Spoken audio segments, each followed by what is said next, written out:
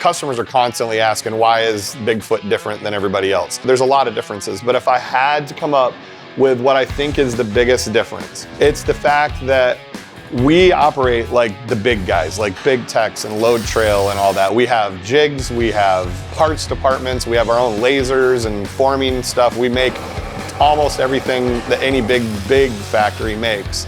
But those guys are selling to dealers that are all competing with each other. And they're all doing everything they can to try to build the cheapest possible trailer that's still a decent product. So if that's your mentality, you're gonna have a cheap product. You're gonna have issues with the types of parts that you use, things like that. At Bigfoot, we're not gonna build 50,000 of this one model trailer.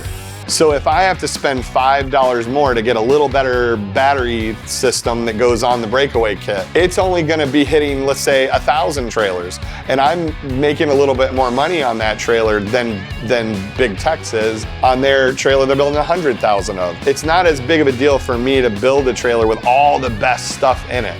Bigfoot is constantly trying to find the best part, not the cheapest part, to put in every aspect of the trailer. And you can see the difference when you put them side by side.